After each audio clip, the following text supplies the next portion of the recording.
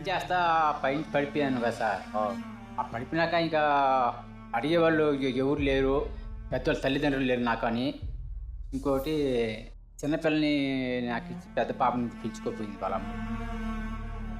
మీకు మీ పెద్ద పాపను ఎప్పుడు చూడాలని అనిపించదా? చెయ్యి ప్రాబ్లం అయితే పోయేవాడిని, కాలు వల్ల పాలేకపోయే ఇబ్బందిగా ఉంది.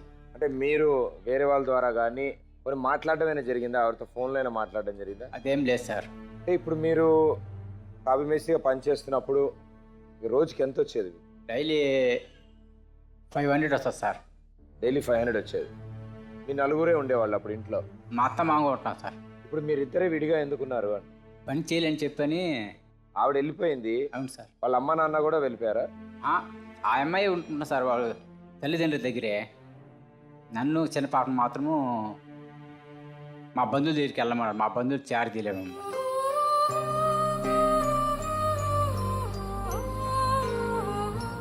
మీ ఇద్దరిని ఇంట్లోంచి వెళ్ళమన్నారు కదా, మీ చుట్టాల ఇంట్లో ఉండండి, వెళ్ళండి, ఇక్కడ వద్దు అని పంపించారు మిమ్మల్ని. అవును సార్. మీతో పాటు ఆ చిన్నపిల్లని కూడా ఎందుకు పంపించారు? వాళ్ళ అమ్మ వాళ్ళ నాయన వాళ్ళ ముగ్గురు మాట్లాడుకుని చేసినారు సార్. ఇట్లా మీ ఇద్దరి మధ్యలో గొడవ వచ్చి మీరిద్దరు విడిపోయి ఇప్పుడు ఏమీ తెలియని ఆ పాపకి అన్ని కష్టాలు వచ్చాయి.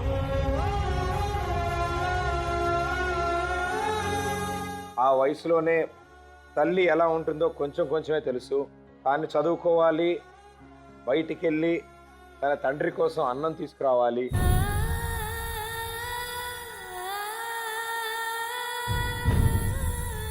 ఆపరేషన్ జరుగుండకపోతే ఎలా చేద్దాం అనుకుంటున్నారు? ఏం చేద్దాం? పాపని హాస్టల్లో వేసేసి నేను సూసైడ్ చేస్తున్నాను అనుకుంటున్నాను సార్.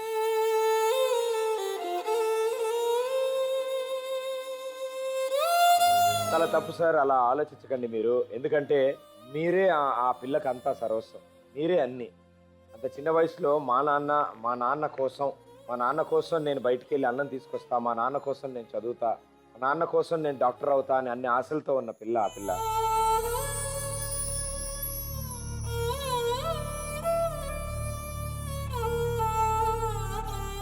మీరు ఎదుర్కోవాలి ధైర్యం. ఇన్ని ఎదుర్కొన్నారు కదా, యాక్సిడెంట్ అయినప్పుడు మీరు తట్టుకున్నారు, మీ భార్య మిమ్మల్ని వదిలినప్పుడు తట్టుకున్నారు. అవును సార్. ఇప్పుడు కష్టమైనా సరే అంతకంటే ఎక్కువ కష్టపడాలి మీరు. ఆ పాప కోసం కష్టపడాలి మీరు. సరే సార్. ఇంత చిన్న వయసులో ఆ పాపే మీకోసం కష్టపడుతుందంటే ఆమెను కన్న తండ్రి మీరు. ఆమెకి 10 ఎక్కువ మీరు కష్టపడైనా మీ కూతురు బాగా చూసుకోవాలనుకో. అలాగే సార్. చూసుకోవాలి సార్. ఆత్మహత్య చేసుకోవడం కానీ, సమస్య వచ్చిందని దాని దగ్గర నుంచి పారిపోవడం మాత్రం ఇలాంటి నిర్ణయాలు చేసుకోకండి. వాళ్ళ తల్లి ఎంత చిన్న వయసులో ఆ పాపని, అప్పటికి 6 ఏళ్ళు ఉంటాయమ్మా నీకు? 6, 7 ఉంటాయి. 6, 7 ఏళ్ళు.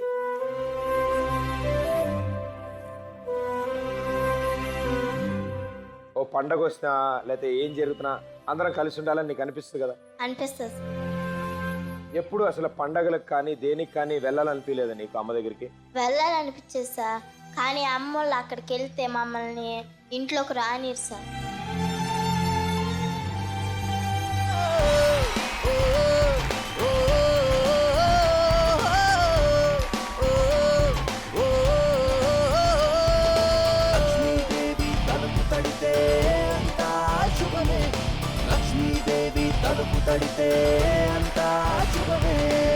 సో మీ ముగ్గురు ముందుకు వచ్చారు. అండ్ తనకి ఎలా అయితే ఆటో కొనుక్కుందాం అనుకున్నాడో సతీష్ సొంతంగా, తనకి కావాల్సిన దాంట్లో మీ వంతు సహకారం 25,000 రూపాయలు అందాయి.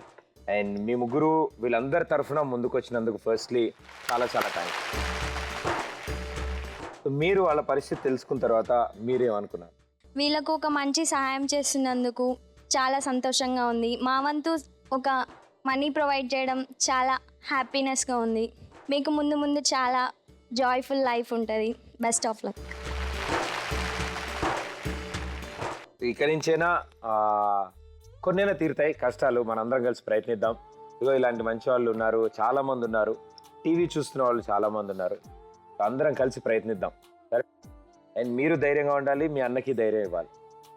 సరే మీరు ధైర్యంగా ఉంటే అన్నకు కూడా చాలా ధైర్యంగా ఉంటుంది. ఓకే, నా చెల్లెలు బాగున్నారు అని.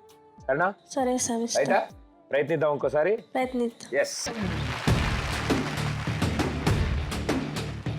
సో మీ ముగ్గురు కూడా ముందుకు వచ్చారు, చాలా మంచిది. అండ్ ఇంటర్ చదువుతున్నారు మీరంతా. బాగుంటుందా మీ కాలేజ్? సూపర్. సూపర్. కోఎడ్యుకేషన్ అమ్మా, ఓన్లీ గర్ల్సా? ఎడ్యుకేషన్. అందుకే సూపర్ అన్నావా? ఓకే. సో సో బంక్ కొట్టడానికి ఏమైనా ఛాన్సెస్ ఉన్నాయా మీకు కాలేజ్లో? మా షో బంక్ ఎగ్జాంపుల్ మీ షో షో పేరు చెప్పి బంక్ కొట్టేశారు. ఇంట్లో తెలుసామా? తెలుసు. దాన్ని బంక్ అనరమ్మా మా ఊరు. కాలేజ్ అని చెప్పి ఇంట్లో బయలుదేరి వెళ్ళి కాలేజ్ దాకా వెళ్ళకుండా ఫ్రెండ్స్ కాలేజ్ వాళ్ళ ఇంటికి కాల్ చేస్తారు కదా, వాళ్ళొకళ్ళు మనకి ఇది ఏ రోజు వచ్చాక అలవాటు అయిపోయి మధ్య మధ్యలో అప్పుడప్పుడు ఆగుతాం, దారిలో ఆగాలనిపిస్తుంది. నాకు సంవత్సరం మొత్తం ఆగాలనిపించింది, అంతే తేడా, అంతకంటే ఏం లేదు. సో సినిమాలు బాగా చూస్తారా? యా, బంకోటి సినిమా చూసే ఆప్షన్ లేదు కాబట్టి సో తెలిసిపోతుంది అందరికీ. ఎవరు ఫేవరెట్ హీరో? ప్రభాస్. నువ్వు ఒక్క నిమిషం ఆగమ్మా, నేను ఆవిడ అడగానే మీ ఫేవరెట్ ప్రభాస్.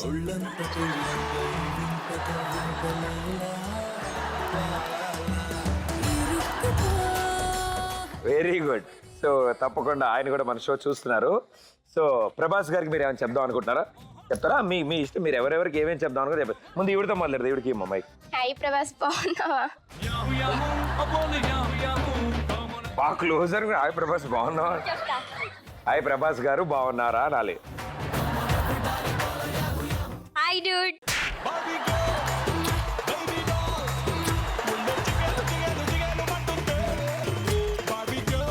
ఎవరి స్టైల్ వారిది, మనం ఏం చేయాలి? హాయ్ డూడ్ చెప్పు. Hi dude, I'm waiting for you.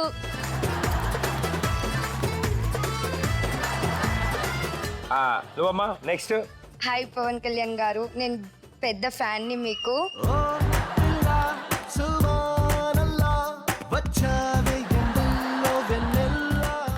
I love you Pavan Kalyan.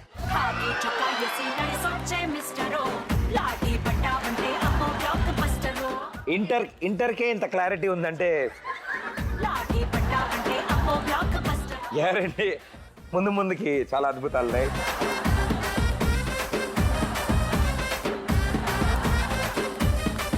So okay, so అంటే డైరెక్ట్గా పంపించేస్తారా, మీరు ఏమైనా డ్యాన్స్ చూద్దాం అనుకుంటారు? మా ముగ్గురు కోచ్లు వీళ్ళు, నా డ్యాన్స్ కోచ్లు వీళ్ళు ముగ్గురు. వీళ్ళ దగ్గర నుంచి ఎట్టి పరిస్థితుల్లో ఇవాళ ఒక స్టెప్ నేర్చుకుంటాను నేను.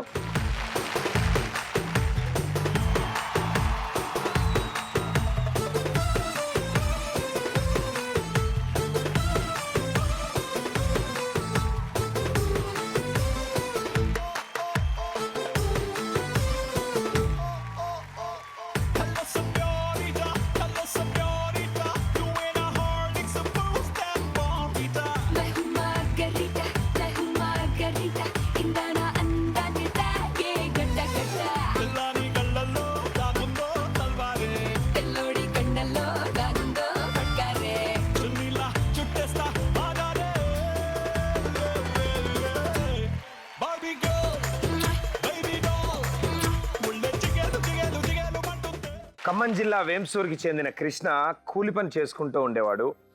ఆయన ప్రమాదవశాత్తు ఆయన ఒళ్ళంతా కాలిపోవడం, దాంతోపాటు ఆయన కంటి చూపు కూడా పోవడం జరిగింది.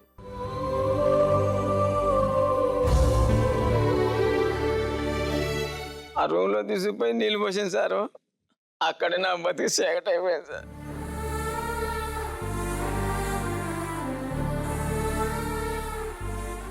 ఒకరోజు నా అంతలో నేను చచ్చిపోవాలనిపించింది సార్.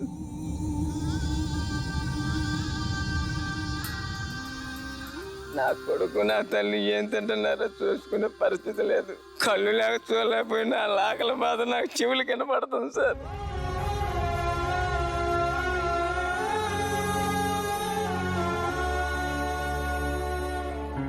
గంజి కాసుకొని గంజి తాగుతుంటాను సార్, అన్నంలోకి ఏమీ లేదు. ఇది నీ జాలమా, ఒక సైడ్ వరకు మొత్తం కలిపింది, ఒళ్ళంతా కలిపి. కాలమే కాటు వేసిందా, వేదనే వెల్లువయ్యిందా, కలతలే లేని కళ్ళల్లో వెలుతు